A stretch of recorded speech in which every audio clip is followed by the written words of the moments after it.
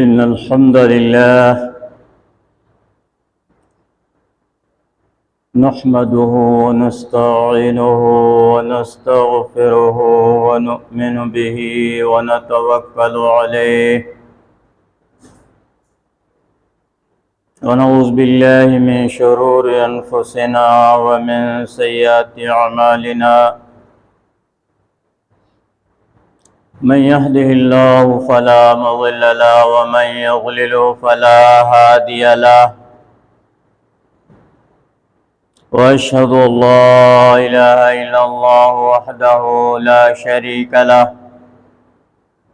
وأشهد أن محمدا عبده ورسوله أرسله بالحق بشيرا ونذيرا أما بعد وإن خير الحديث كتاب الله وخير الهدي هدي محمد صلى الله عليه وسلم وشر الأمور محدثاتها وكل محدثة بدعة وكل بدعة ضلالة وكل ضلالة في النار. قال الله تعالى في كلامه المجيد والفرقان الحميد: أعوذ بالله من الشيطان الرجيم. بسم الله الرحمن الرحيم. قل إن كنتم تحبون الله فاتبعوني يحببكم الله ويغفر لكم ذنوبكم والله غفور رحيم. قال تعالى في موضع آخر: من يطع الرسول فقد أطاع الله.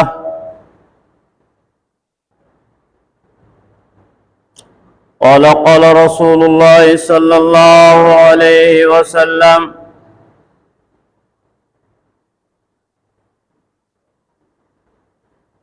من أحب سنتي فقد أحبني ومن أحبني كان معي في الجنة. رواه الترمذي. وقال النبي صلى الله عليه وسلم في موضع آخر: من كان لله كان الله له.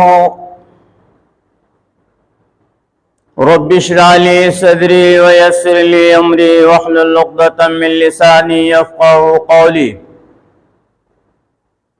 قالوا سبحانك لا علم لنا إلا ما علمتنا إنك أنت العليم الحكيم. رب زدني علما. اللهم رب زدني علما نافعا ورزقا طيبا وعملا متقبلا. آمين. إن الله وملائكته يصلون على النبي يا أيها الذين آمنوا صلوا عليه وسلموا تسليما. اللهم صل على محمد وعلى آل محمد كما صليت على إبراهيم وعلى آل إبراهيم إنك حميد مجيد.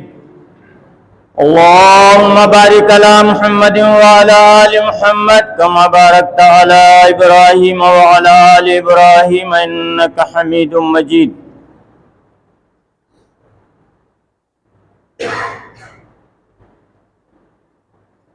لائق صد احترام اسلامی بزرگوں، دینی و ملی بھائیوں، عزیز رفقا، نوجوان ساتھیوں، پیارے بچوں، غیور اسلامی پردہ نشین ماؤں، بہنوں اور بیٹیوں،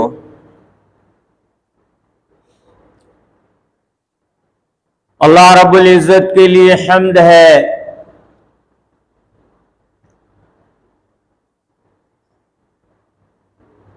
جس کی شان سب سے عرفہ اور اعلیٰ ہے۔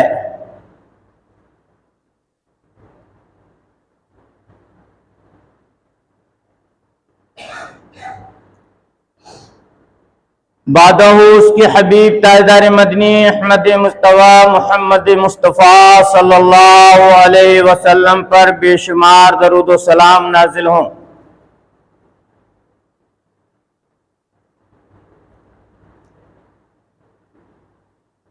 آپ نے اپنی زبان مبارک سے ارشاد فرمایا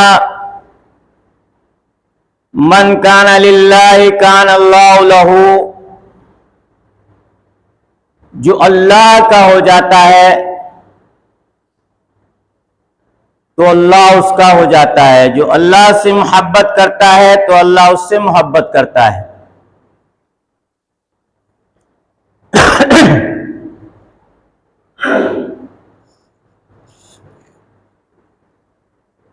ابھی خطبہ مسنونہ کے بعد قرآن مقدس کے تیسرے پارے سے سورہ آل عمران کی آیت نمبر 31 آپ کے سامنے تلاوت کرنے کا شرف حاصل ہوا، اور اس کے بعد ایک دوسری آیت دوسرے مقام سے تلاوت کی گئی۔ پھر نبی اکرم صلی اللہ علیہ وسلم کی زبان مبارک سے نکلے ہوئے الفاظ، جن کو اسلامی بول چال میں احادیث کہتے ہیں، بہت ہی پیاری اور اہم دو حدیثیں سیاستہ کے حوالے سے آپ کے سامنے پڑھی گئیں۔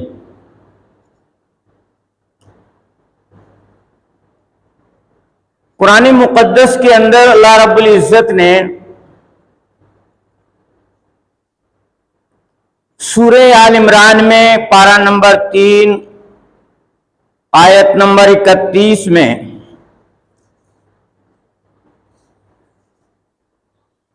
نبی سے محبت کا جو طریقہ بتایا ہے اس پر آج ہم غور کریں کہ ہمیں اپنے نبی سے کیسی محبت ہونا چاہیے اور ہم کیسی محبت کرتے ہیں۔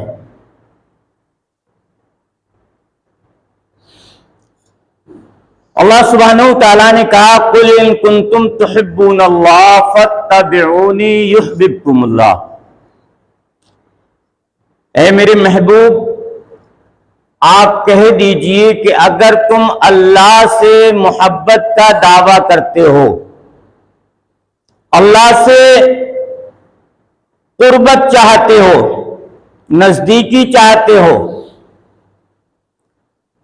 تو پہلے میری اتباع کرو۔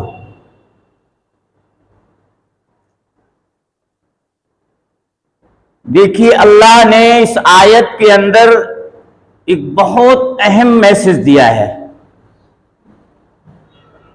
کہ پہلے نبی سے محبت اور اس کے بعد اللہ سے محبت۔ یہ خود اللہ سبحانہ وتعالی اپنے کلام کے اندر کہہ رہا ہے کہ پہلے میرے محبوب کی اتباع کرو، پہلے میرے محبوب سے محبت کرو۔ یحببکم اللہ، تو پھر اللہ تم سے محبت کرنے لگے گا، اللہ تم سے پیار کرنے لگے گا، اللہ کی قربت تمہیں حاصل ہو جائے گی۔ اور پھر ایک بات اور کہی اللہ سبحانہ تعالیٰ نے کہ جب تم میرے نبی سے محبت کرو گے، سچی محبت، حقیقی محبت، جب میرے نبی کی لائی ہوئی شریعت کے مطابق زندگی گزارو گے، میرے محبوب کی اتباع کرو گے، میرے محبوب کے راستے پر آپ کے پیچھے پیچھے چلو گے، جس بات کا میرا محبوب، میرا نبی حکم کرے اس کو مان لو گے، اور جس سے منع کرے اس سے باز آ جاؤ گے، تو سمجھ لو کہ یہ سچی محبت ہے، حقیقی محبت۔ اور پھر اس کے صلے میں اللہ سبحانہ وتعالیٰ نے کہا وَيَغْفِرْ لَكُمْ ذُنُوبَكُمْ وَاللَّهُ غَفُورٌ رَحِيمٌ۔ ایک تو اللہ نے کہا کہ میں تم سے محبت کرنے لگوں گا، میری قربت تمہیں نصیب ہو جائے گی، اور ایک بات اور بہت ہی اہم اس آیت کے اندر کہی کہ میں تمہارے گناہ بھی معاف کر دوں گا، اور وہ غفور ہے اور رحیم ہے، بخشنے والا اور رحم کرنے والا۔ آیت بڑی اہم ہے، بڑی پیاری ہے، لیکن اس کا شان نزول ہم دیکھتے ہیں کہ کس موقع پر، کس ضرورت کے تحت یہ آیت نازل ہوئی۔ یہودی ایک فرقہ ہے اور ایک فرقہ ہے نصارہ۔ یہودی موسیٰ علیہ السلام کو ماننے والے کہے جاتے ہیں اور نصارہ عیسائی عیسیٰ علیہ السلام کو ماننے والے۔ یہودیوں کا یہ دعویٰ تھا اور نصرانیوں کا، اور آج بھی وہ یہ دعویٰ کرتے ہیں کیونکہ وہ اہل کتاب ہیں۔ حضرت موسیٰ علیہ السلام پر توریت نازل ہوئی، حضرت عیسیٰ علیہ السلام پر انجیل نازل ہوئی، اہل کتاب ہیں، ان کے ہاتھ کا ذبیحہ بھی حلال ہے۔ وہ یہ کہتے تھے کہ ہم اللہ کے بہت ہی قریب ہیں، اللہ ہم سے بہت محبت کرتا ہے اور ہم اللہ سے محبت کرتے ہیں۔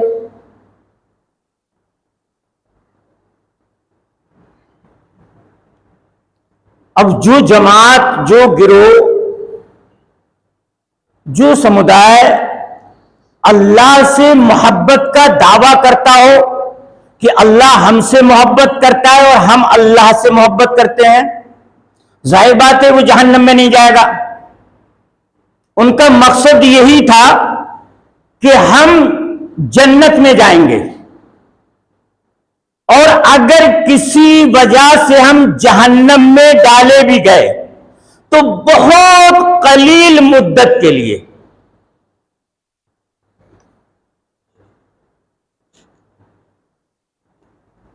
اللہ نے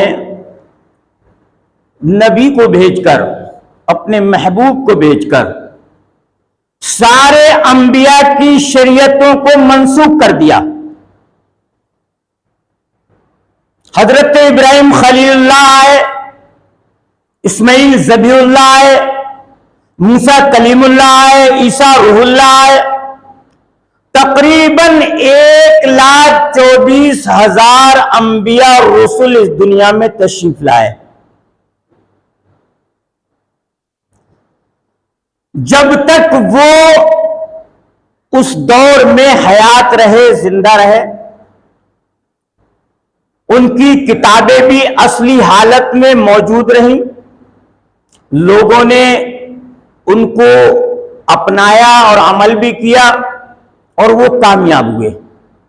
لیکن جن انبیاء پر آسمانی کتب نازل ہوئی تھیں، جب وہ اس دنیا سے رخصت ہو گئے، اپنے رفیق اعلیٰ سے جا ملے، تو ان کی کتابیں باقی رہ گئیں، جیسے توریت رہ گئی، انجیل رہ گئی، زبور رہ گئی، جو حضرت داؤد علیہ السلام پر نازل ہوئی تھی۔ تو اس کے بعد لوگوں نے اس میں سے ترمیم اور تنسیخ کی۔ ترمیم اور تنسیخ کا مطلب یہ ہے کہ جو ان کی منشا کے خلاف اس میں مسئلے تھے ان کو باہر کر دیا، اور جو ان کے من کی بات تھی وہ اس میں رکھی۔ ظاہر بات ہے کہ اب نہ موسیٰ ہیں، نہ عیسیٰ ہیں، نہ داؤد ہیں، ہمارے نبی کو اللہ نے آخری رسول بنا کر بھیجا، آخری نبی، خاتم النبیین بنا کر بھیجا۔ نبوت آپ پر ختم ہو گئی، آپ پر جو کتاب نازل ہوئی وہ آخری کتاب۔ اب قیامت کی صبح تک نہ تو کوئی نبی آئے گا، نہ کوئی کتاب آسمانی آئے گی۔ معلوم یہ ہوا کہ اب چاہے وہ یہودی فرقہ ہو یا نصرانی فرقہ ہو، چاہے وہ داؤد علیہ السلام کو ماننے والا فرقہ ہو، چاہے وہ ابراہیم خلیل اللہ کو ماننے والی جماعت ہو، چاہے وہ حضرت ادریس اور حضرت یونس علیہ السلام کو ماننے والی جماعت ہو، ساری شریعتیں منسوخ کر دی گئیں، ساری کتابیں رد کر دی گئیں، اب صرف قانون چلے گا تو عرش والے کا اور فرمان مانا جائے گا تو فرش والے محمد رسول اللہ صلی اللہ علیہ وسلم کا۔ اس لیے آپ نے اپنی زندگی میں صحابہ سے یہ ارشاد فرمایا تھا کہ اگر موسیٰ بھی زندہ ہو جائیں تو ان کو میری اتباع کے بغیر چارہ نہیں ہوگا، یعنی وہ بھی میری اتباع کریں گے۔ اللہ نے قرآن کریم کے اندر یہ بات ثابت کر دی کہ اے یہودیوں، اے نصرانیوں، سنو، اب میرے محبوب کی اتباع کرنا پڑے گی تمہیں۔ تم جو دعویٰ کرتے ہو کہ ہم اللہ سے محبت کرتے ہیں اور اللہ ہم سے محبت کرتا ہے اور ہم جنتی ہیں، جہنم میں نہیں جائیں گے، اور اگر گئے تو بہت تھوڑی سی مدت کے لیے، یہ تمہارا دعویٰ بالکل غلط ہے، فاسد ہے۔ سنو، اگر تمہیں واقعی اللہ سے قربت چاہنی ہے، اللہ سے محبت کرنی ہے، تو پہلے میرے نبی کی اتباع کرو، میرے نبی کا کلمہ پڑھو، لا الہ الا اللہ محمد الرسول اللہ، تب دعویٰ کرنا اس بات کا۔ آج مسلمانوں میں بھی یہودی اور نصرانیوں کی طرح دعویٰ زبانی لفاظی کہ ہم نبی سے محبت کرتے ہیں، ہم نبی کے شیدائی ہیں، ہم نبی کے عاشق ہیں، ہم محب رسول ہیں، ہم فدائے رسول ہیں، سب کچھ صحیح، لیکن نبی کی ذات سے محبت ہے، بات سے محبت نہیں ہے۔ ذرا مسئلے کو سمجھنا غور سے۔ محبتیں دو طریقے کی ہوتی ہیں، ایک محبت حقیقی ہوتی ہے اور ایک محبت مجازی ہوتی ہے، اور لوگ عشق کا لفظ استعمال جو کرتے ہیں کہ ہم عاشق رسول ہیں، قرآن کریم کے اندر 6666 آیات ہیں، 540 رکوع ہیں، 3,32,564 حروف ہیں، چلیے حروف کو چھوڑ دیجئے، 114 سورتیں ہیں، 114 سورتیں، 540 رکوع، 6666 آیات۔ کسی رکوع کے اندر، کسی پارے کے اندر، کسی آیت کے اندر لفظ عشق عربی میں نہیں آیا ہے۔ آپ پورا قرآن دیکھ لیں، میرا چیلنج ہے اس بات کا۔ لفظ عشق پورے قرآن میں 6666 آیتیں ہیں، کہیں پر پورے قرآن میں آپ لفظ عشق نہیں نکال سکتے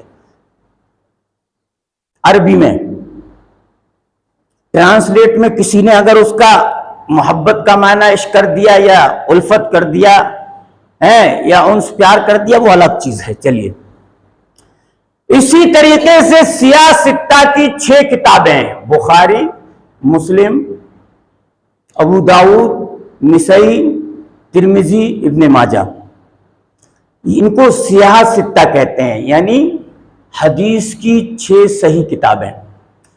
ان 6 کتابوں کے اندر آپ کہیں عربی کے اندر، عربی متن جو اللہ کے نبی نے اپنی زبان سے لفظ کہے، جیسے من احب سنتی فقد احبنی ومن احبنی کان معی فی الجنہ، یہ حدیث ترمذی شریف کے حوالے سے ہے۔ اللہ کے رسول نے فرمایا کہ جس نے میرے طریقے سے محبت کی،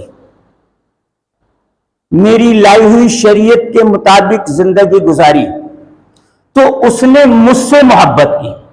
کوئی نبی کے طریقے کو اگر اپنا لیا تو نبی کو مان لیا اور نبی سے محبت کی، اب اس میں بار بار لفظ محبت کا آ رہا ہے، اور عربی میں قرآن میں بھی محبت کا ہی لفظ استعمال کیا اللہ نے، جہاں پر بھی کیا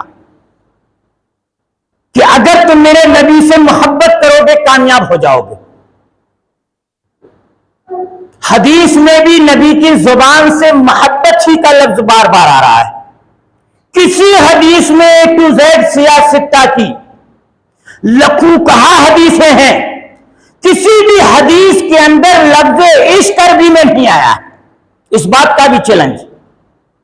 لیکن لوگ کہتے ہیں ہم نبی سے عشق کرتے ہیں، چلو ہم تھوڑی دیر کے لیے مان لیتے ہیں، ابھی اختلاف نہیں ہے اس بات پہ ہمارا، تھوڑی دیر کے لیے ہم مان لیتے ہیں کہ تم نبی سے عشق کرتے ہو، ہم تو محبت کرتے ہیں نبی سے، ہم عشق نہیں کرتے۔ عشق کسی عورت سے کیا جاتا ہے، کسی لڑکی سے کیا جاتا ہے، اور وہ بات آپ کو میں بتا دوں، ذہن میں آپ بٹھا لیں اس بات کو کہ محبت حقیقی ہوتی ہے اور عشق مزاجی ہوتا ہے۔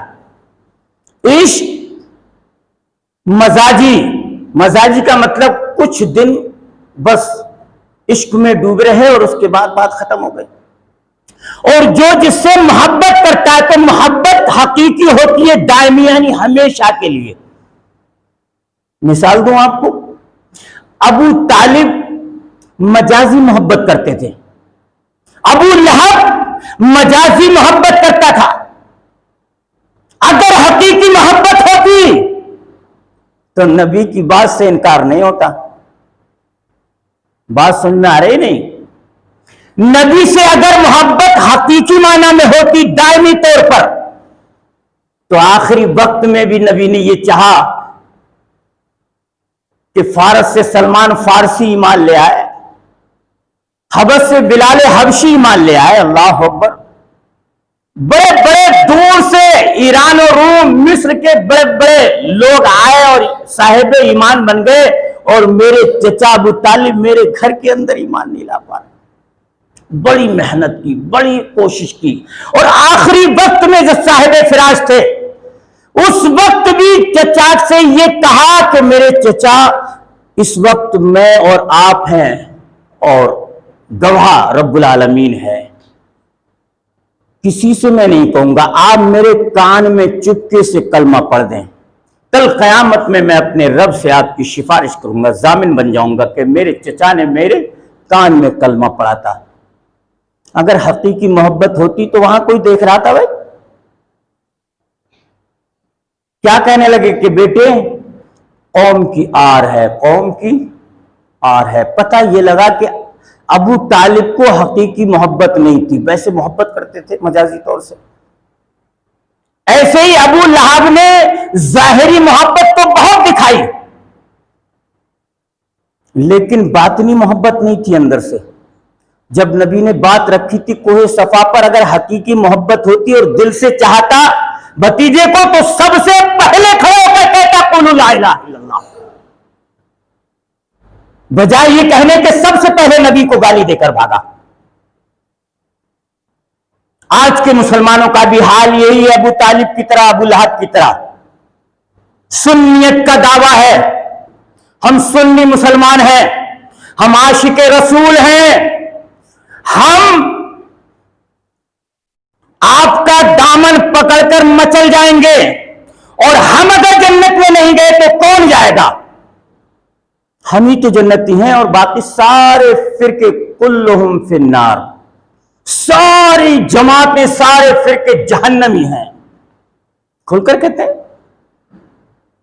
اور اس سے بڑی دلیل کیا ہو سکتی ہے؟ بڑا بڑا معتبر آدمی جس کے داڑھی اتنی لمبی لگ رہی ہے، کرتا پہن رہا ہے، پیجامہ پہن رہا ہے، وہ امام صاحب کو یہاں نکل کر سلام نہیں کر رہا ہے، اور وہ جان رہا ہے یہ امام صاحب بیٹھے ہیں، وہ سمجھ رہا ہے نا یہ کافر ہیں، وہ سمجھ رہا ہے کہ میں مسلمان ہوں اور یہ امام صاحب تو کافر ہیں، کافروں کو سلام کیوں کیا جائے؟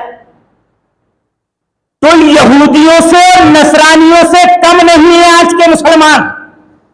محبت کا دعویٰ ضرور ہے نبی سے، مگر ابو طالب کی طرح، ابو لہب کی طرح ظاہری محبت تو بہت ہے، اچھل کود بہت ہے، کودا پھاندی بہت ہے، سب کچھ بہت ہے، نعرے بازی بھی بہت ہے، لیکن جہاں بات آتی ہے حقیقی محبت کی کہ نبی کی بات مان لو، ما آتاکم الرسول فخذوہ وما نہاکم عنہ فانتہوا، اللہ کہہ رہا ہے 28ویں پارے کے اندر کہ میرا رسول تمہیں جس بات کا حکم دے اسے مان لو، مان لو، اور جس سے منع کرے اس سے رک جاؤ۔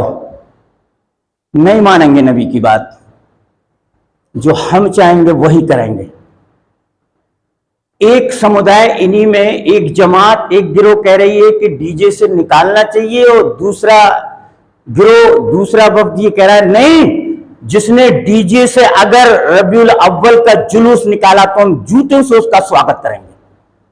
یہ مولانا توقیر رضا صاحب کے الفاظ ہیں کہ ہم جوتوں سے اس کا سواگت کریں گے۔ ڈوب مرنے کی بات ہے کہ نہیں ہے؟ قوم کا ایک بڑا رہنما جس کو پوری بریلویت مانتی ہے، اعلی حضرت کے خاندان کو، ان کی بات بھی نہیں مانی جا رہی ہے۔ دم بہت ہے، اعلی حضرت ہیں وہ، ہر وقت زبان پر انہی کا تذکرہ ہے، کبھی غوث اعظم کا تذکرہ ہے، کبھی جنید بغدادی کا تذکرہ ہے، اور نبی کا تو تذکرہ بھی نہیں ہوتا۔ خطبات میں یا دروس میں یا اجلاس میں اب ادھر ادھر کی لایانی باتیں بغیر صفا اور بغیر دلیل کے کہ غوث اعظم نے ایسا کر دیا اور فلانے نے ایسا کر دیا، اور اللہ کا نام لیا تو وہ پار نہیں ہوا دریا، اور جنید بغدادی کا نام لیا تو دریا پار ہو گیا۔ لا حول ولا قوت الا باللہ۔ شرم سے ڈوب مرنے کی ضرورت ہے۔ ایسے گندے عقیدے، اور اس کے باوجود بھی نبی سے محبت کا دعویٰ۔ جس کا عقیدہ گندا، اس کا سارا عمل گندا ہے۔ انبیاء جتنے بھی آئے اس دنیا کے اندر 1,24,000 سارے کے سارے توحید کی دعوت لے کر آئے، عقیدے کی اصلاح کے لیے آئے۔ اگر عقیدہ درست ہے تو ایمان درست ہے، ہر عمل درست ہے، اور اگر عقیدہ غلط ہے تو پھر نمازیں پڑھو، روزے رکھو، کتنا بھی کودا پھاندی کرو جلوسوں میں، خلاص۔ تو آج کے مسلمان بھی ظاہری محبت تو کرتے ہیں، لیکن باطنی محبت یعنی اندر سے جو محبت ہونا چاہیے، حقیقی محبت، وہ نہیں ہے۔ کیوں؟ کہ نبی کی بات نہیں مانیں گے اگر بات آ جائے گی۔ بھئی نبی نے اپنی زندگی میں کبھی یہ دن نہیں منایا، چاروں خلفاء نے کبھی نہیں منایا، پھر صحابہ کرام نے نہیں منایا، تبع تابعین نے نہیں منایا، 300 سال تک تبع تابعین کا دور رہا، یہ دن نہیں منایا گیا، اور اس کے بعد 400 سال گزرے، ایک ایسا ظالم بادشاہ بھی گزرا جسے ناچ گانے کا، ڈھول تاشے کا، مزامیری کا شوق تھا، اس نے ایک دن یہ میلاد کا پروگرام رچایا، اور وہاں سے دھیرے دھیرے دھیرے دھیرے یہ شروعات ہو گئی۔ 700 سال کے بعد نبی کے، یہ کسی ظالم نے اگر وہ کر دیا تو اس کی دلیل پکڑو گے؟ شرم اور غیرت کی بات ہونا چاہیے۔ نبی سے اگر محبت کا دعویٰ ہے اور نبی سے اگر سچی محبت ہے تو نبی کی بات ماننا پڑے گی، نبی کے طریقے کو اپنانا پڑے گا، صحابہ کے طریقے کو اپنانا پڑے گا۔ زبانی لفاظی دعووں سے کچھ نہیں ہونا ہے۔ ابو طالب نے بھی بہت محبت کا اظہار کیا، اور اس قدر محبت کرتے تھے کہ اپنے بچوں کو، اپنے بیٹوں کو نہیں لٹاتے تھے اپنے بستر پر، محمد رسول اللہ صلی اللہ علیہ وسلم کو لٹاتے تھے، لیکن بات نہیں مانی نبی کی۔ جس کو اتنی محبت ہو کہ اپنے خود سگے بیٹوں کو نہ لٹا رہے اپنے بستر پر، اپنے بھتیجوں کو لٹا لے، اور پھر یہ بھی دیکھا ایک لمبے زمانے تک کہ میرا بھتیجا صادق اور امین کہا جاتا ہے مکے کے اندر، اس کی بات میں آج تک کہیں لوچ نہیں آیا، کبھی جھوٹ نہیں پکڑا گیا، کبھی کوئی لگ بات نہیں پکڑی گئی۔ آج بھی جو بات کہہ رہا ہے یہ سچی بات کہہ رہا ہے، میرے فلاح کی بات کہہ رہا ہے، میری کامیابی کی بات کہہ رہا ہے، مجھے مان لینا چاہیے۔ نہیں مانی بھائی۔ آج کے بھی یہ مسلمان وہی ثبوت دے رہے ہیں ابو طالب اور ابو لہب کی محبت کا، عتبہ اور شیبہ والی کہانی۔ اللہ ہمیں ہدایت نصیب فرمائے۔ ہم اہل الحدیث سے الحمدللہ ہم عشق نہیں کرتے اپنے نبی سے، کیونکہ عشق میں جو ہے آدمی اندھا ہو جاتا ہے، اور جب اندھا ہو جاتا ہے تو پھر وہ نہیں دیکھتا نشے و فراز، خاندان کی عزت کہاں جا رہی ہے، ماں باپ کی عزت کہاں جا رہی ہے۔ عشق میں آدمی اندھا ہو جاتا ہے، اور جسے محبت ہوتی ہے تو محبت میں وہ اندھا نہیں ہوتا، بلکہ اور زیادہ اس کے اندر بصیرت آ جاتی ہے۔ وہ قدم سنبھال کے رکھتا ہے کہ میرے باپ امام ہیں یا میرے باپ دادا حاجی ہیں، میرے خاندان کا یہ رتبہ ہے، میں کیا کرنے جا رہا ہوں۔ نہیں، ایسا نہیں ہونا چاہیے۔ اور محبت جو جس سے کرتا ہے وہ پوری زندگی کے لیے پھر اس کو نبھاتا ہے۔ محبت کا یہ مطلب ہے، محبت دائمی ہونا چاہیے، دائمی محبت یعنی ہمیشگی والی محبت جو صحابہ نے دکھائی، ابو بکر نے دکھائی، عمر نے دکھائی، عثمان نے دکھائی، علی نے دکھائی، سعد بن ابی وقاص نے دکھائی، زبیر طلحہ نے دکھائی۔ اور ایک نمونے کے طور پر ایک نوجوان کا واقعہ ذرا محبت کے تعلق سے سن لیجئے تاکہ ایمان تازہ ہو جائے۔ کیسی محبت تھی صحابہ کی، اللہ اکبر۔ مصعب بن عمیر رضی اللہ عنہ، نوجوان،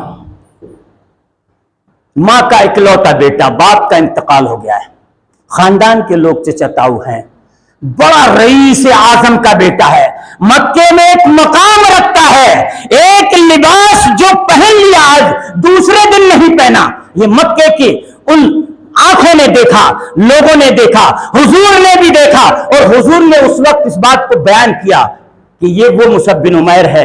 ابھی بتا رہا ہوں آپ کو،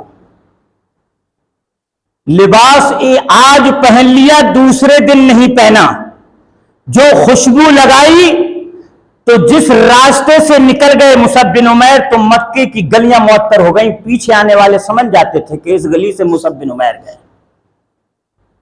ایسا جوتا اور چپل استعمال کرتے تھے کہ بڑے بڑے آج کے لاکھوں پتی کروڑ پتی نہیں پہن سکتے۔ اس وقت میں مکے کی دھرتی میں شہانہ بڑی کر و فر کی زندگی، لیکن اللہ کے رسول کی جب محبت دل کے اندر پناہ گزی ہوئی، اللہ اکبر۔ دیکھیے اب امتحان، اکلوتی ماں ہے، بوڑھی ماں ہے، جوان بیٹا ہے، ہر ماں کو اپنے جوان بیٹے پر ناز ہوتا ہے، ہر ماں باپ کو اپنے جوان اولاد پر ناز ہوتا ہے۔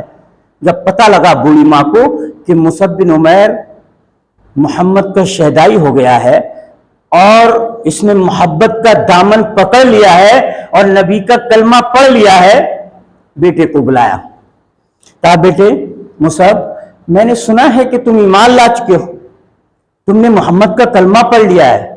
نام یا امی، ہاں اے میری ماں، میں بالکل ایمان لا چکا ہوں، میں نے محمد کا کلمہ پڑھ لیا ہے۔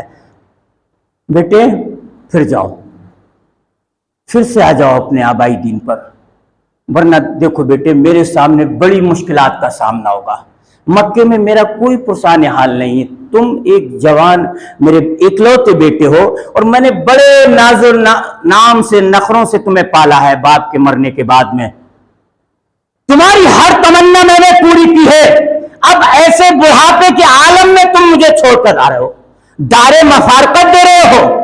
لیکن جو نبی کا شہدائی ہو جاتا تھا، جو نبی کی محبت کا قلادہ اپنے گلے کے اندر ڈال لیتا تھا، پھر دنیا کی کوئی طاقت اسے نبی کے راستے سے ہٹا نہیں سکتی تھی، چاہے وہ ماں ہو یا بھائی ہو یا باپ ہو یا بیٹا ہو۔ جب ماں نے دیکھا کہ یہ کسی طریقے سے ماننے کے لیے تیار نہیں ہے، خاندان کے لوگوں کو بلایا، چچا تاؤ آ گئے، بہت پریشر دیا، اس کے باوجود بھی مصعب بن عمیر اپنی جگہ اٹل رہے، استقامت کا پہاڑ بن گئے کہ دنیا کی کوئی طاقت مجھے اسلام سے پھرا نہیں سکتی ہے۔ چونکہ مالدار خاندان سے تھے، چچا تاؤ وغیرہ بھی تاؤ میں آ گئے اور کہا یہ ایسے نہیں مانے گا، اسے ایک بند کوٹھی میں قید کر دو، ہاتھ پیر باندھ دو اس کے اور ایک کوٹھی میں ڈال دو اور کھانا پینا اس کا بند کر دو۔ اللہ اکبر، کیسی محبت تھی، کیسی عقیدت تھی بھائی۔ ایک نوجوان لڑکا ماں کو بھی چھوڑ دیا، اپنے خاندان کو بھی چھوڑ دیا اور خاندان کے لوگوں نے ہاتھ پیر باندھ کر ایک بند کوٹھی میں ڈال دیا، نہ کھانا دیا نہ پانی، 3 دن تک مصعب بن عمیر اس بند کوٹری میں پڑے رہے. ذرا غور کرنے کی بات ہے نوجوانوں، 3 دن تک جس کو کھانا اور پانی نہ ملے وہ زندہ رہ سکتا ہے؟ تیسرے دن کچھ لوگوں کو خاندان کے یہ دل میں خیال آیا کہ اچھا دیکھا جائے کھول کر، اس کا تو کام تمام ہو ہی گیا ہوگا بھائی. دیکھا تو چہرہ حشاش بشاش ہے، روشن ہے، اور چہرے پر وہ نورانی کیفیت طاری ہے کہ چچا تاؤ دیکھ کر کے حیران و شدہ رہ گئے. اللہ اکبر! وہ کون سی ذات تھی جس نے 3 دن تک مصعب بن عمیر کو اس بند کوٹری کے اندر زندہ رکھا؟ اور پھر چہرہ جب دیکھا، بھوک کی وجہ سے آدمی کا چہرہ بگڑ جاتا ہے. چہرہ، ایک دن آدمی کو کھانے کو نہ ملے پورے دن نا، تو دوسرے دن حالت دیکھ لو اس کی، پھر 24 گھنٹے میں چہرہ بدل جاتا ہے آدمی کا. اور 3 دن مسلسل جس کو کھانے اور پینے کے لیے نہ ملے. لیکن نہیں، نبی کی محبت کا دم تھا اور نبی سے سچی محبت کی تھی اور نبی کی محبت کا قلادہ اپنے گلے کے اندر ڈال لیا تھا. اس لیے اللہ نے اس کے لیے غیب سے رزق کا انتظام کیا اور دیکھنے والی آنکھوں نے دیکھا کہ کیسا روشن چہرہ ہے بھائی. کہنے کا مقصد یہ ہے کہ جنگ احد کے موقع پر انہیں جنگ میں شریک ہونے کا موقع ملا. مصعب بن عمیر کو اللہ کے رسول سے بہت مشابہ تھے. بعض آدمی یا 2 بھائی سگے ہوتے ہیں، بہت مشابہ ہوتے ہیں شکل و صورت میں، قد و قامت میں، ہوتے نہیں ایک جیسا بالکل. مصعب بن عمیر اللہ کے نبی سے ہر اعتبار سے بالکل ایسے ہم شکل تھے کہ لوگ تھوڑا سا مشکوک ہو جاتے تھے. جب یہ شہید ہوئے تو کفار کو یہ شک ہوا کہ محمد صلی اللہ علیہ وسلم شہید کر دیے گئے، تو انہوں نے افواہ اڑا دی وہاں پر کہ محمد شہید ہو گئے، مصعب بن عمیر شہید ہوئے تھے. اب جب یہ بات میدان احد میں گونجی تو بڑے بڑے کبار صحابہ، بڑے بڑے جنگجوؤں کے حوصلے پست ہو گئے بھائی.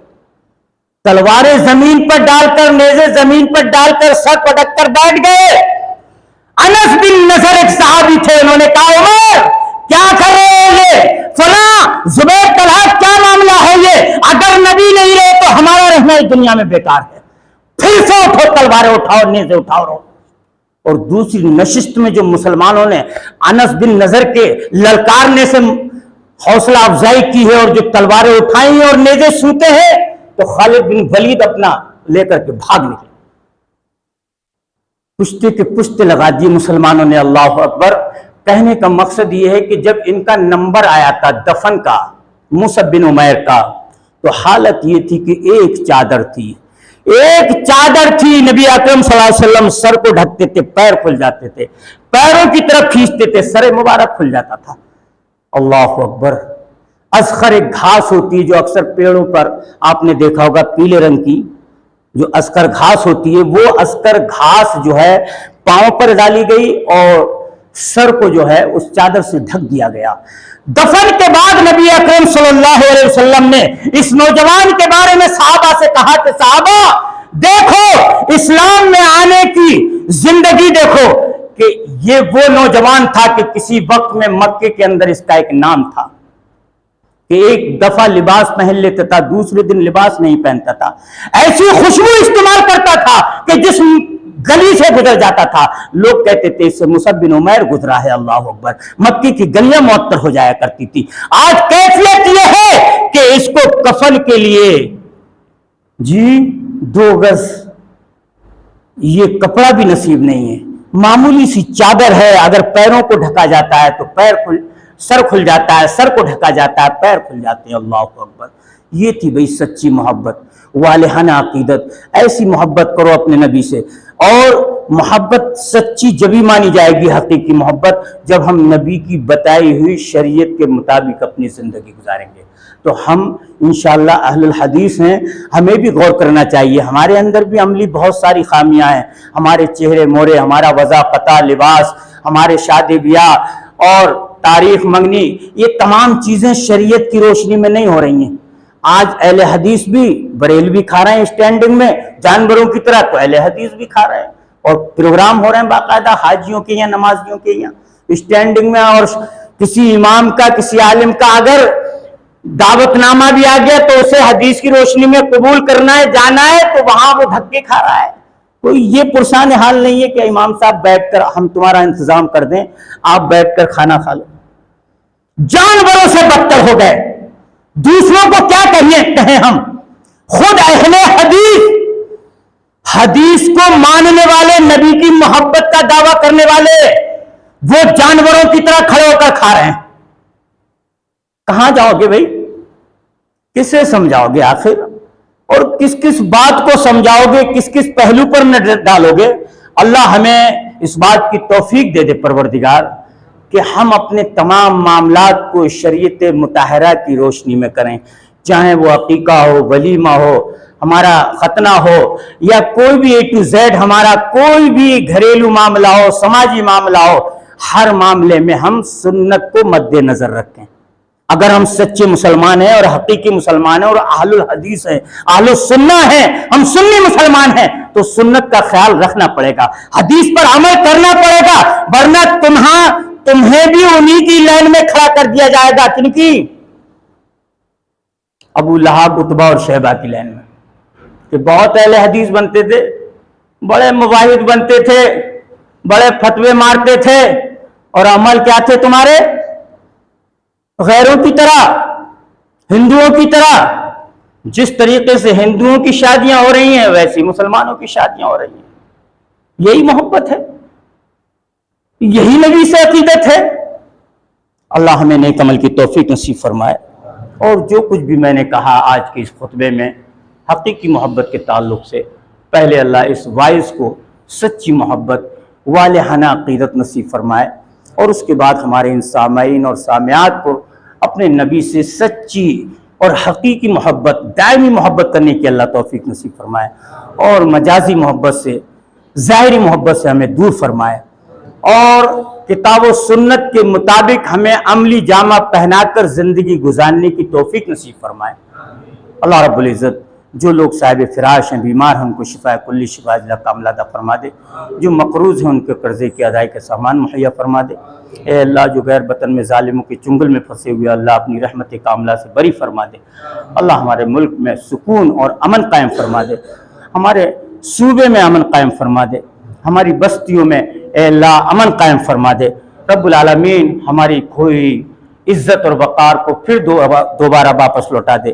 اے اللہ جب تک یہ دنیا میں رہیں عزت کے ساتھ زندہ رہیں، اور جب خاتمہ کا وقت آئے تو ایمان پر، توحید پر ہمارا خاتمہ ہو۔ وما علینا الا البلاغ۔ السلام علیکم ورحمۃ اللہ۔